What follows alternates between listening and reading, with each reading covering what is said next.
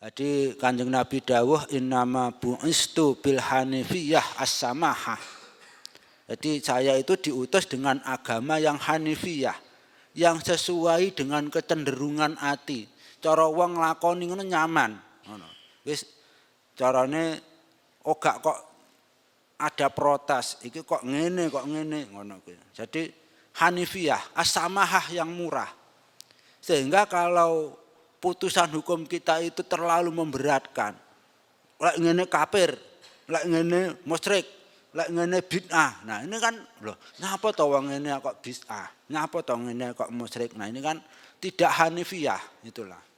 Karena tidak sesuai dengan kecondongan atau apa yang dibiasakan al-ma'lufah.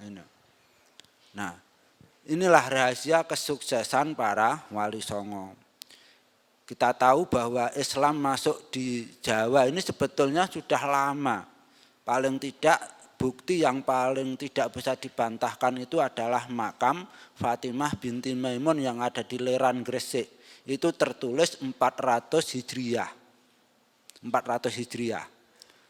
Nah, 404 atau 414. Nah, dari situ selama kurun 400 Hijriah sampai dengan datangnya Syekh Jumadil Kubro pada tahun 800-an akhir, 900-an Hijriah, 400 tahun. Itu ternyata Islam itu jumud, hanya ada di pesisir Jawa, hanya ada di daerah-daerah Kauman yang terdapat di pantai-pantai utara. Gak iso mlebu nanggone wilayah jero kaya nang Kediri atau nang ndak bisa. Nah, baru 400 kemudian tahun 800 akhir 900-an Hijriah ini Syekh Jumadil Kubro mampu menembus wilayah Nusantara sehingga Islam itu bisa menyebar merata ke seluruh Jawa. Ini karena apa? Karena hanifiyah ini.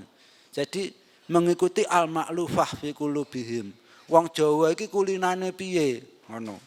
Wong Jawa iki kulinane menghormati leluhur. Sampai cara wong Hindu iku setiap gerbang rumahnya dipasangi pura untuk mengingat leluhurnya, mbah-mbah mbiyen. Akhirnya dibuatlah tahlilan. Loh, tahlilan iki walaupun toh gampangane tidak ada tidak ada sunnahnya secara plek, gampangannya yang persis kayak tahlilan kan gak enak zaman Kanjeng Nabi. Tapi kan ruh-ruhnya itu kan ada semuanya, dikutip dari sana dari sini akhirnya dibuat rangkaian yang isinya materi per materinya itu sebetulnya satu persatuannya itu semuanya ada dalilnya, hanya saja memang rangkaian yang utuh ini memang enggak ada tuntunannya. Tapi semuanya itu memiliki prinsip dan ruh yang islami. Loh, ngono iki lho. Ini akhirnya wong Jawa gelem mlebu Islam, mergo menghargai leluhur. Ngono. Nah ini. Makanya kok saiki ana wong ngomongno ziarah kubur bid'ah, tahlilan bid'ah, jelas wong Jawa moh. Karena ikatan orang Jawa dengan leluhur itu luar biasa. Wes ngono kuwi. Nah, yang sulit itu justru aliran-aliran yang tidak mempermasalahkan soal ziarah, soal tahlil, soal hanya mempersoalkan soal khilafah tok. Wes masalah tahlilan kono karepmu, sholawatan karepmu, istighosah karepmu. Sing penting saiki ayo khilafah. Nah, ini yang sulit malahan. Iki wong Jawa katut kabeh akhire malian. Banyak orang-orang Jawa yang tertipu oleh mereka.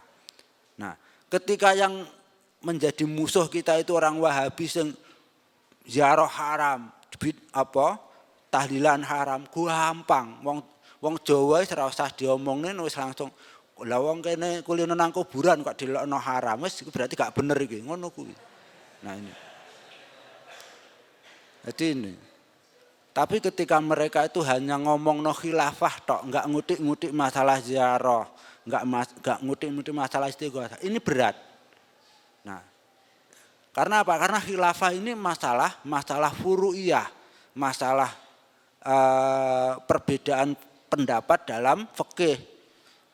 Sehingga orang-orang Jawa gak urus karena mereka tidak mendalam pemahaman seperti itu.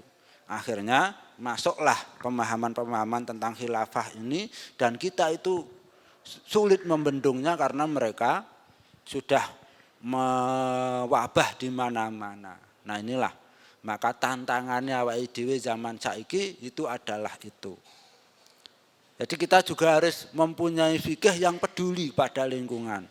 Mergo apa? Awake dhewe kalau tidak paham dengan politik, tidak paham dengan situasi kondisi ini, keberlangsungan pesantren itu ke dalam ancaman.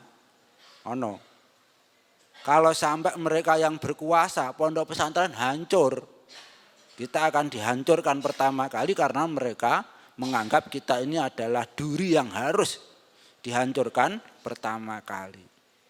Jadi masih awake dhewe iki kewesel ngoyo kaya ngono bar ngono gak diomani apa-apa, gak masalah. Sing penting pondoke selamat, panggah ngaji, panggah saman, panggah iso apa jenenge musyawarah Fathul Qorib ini luar biasa.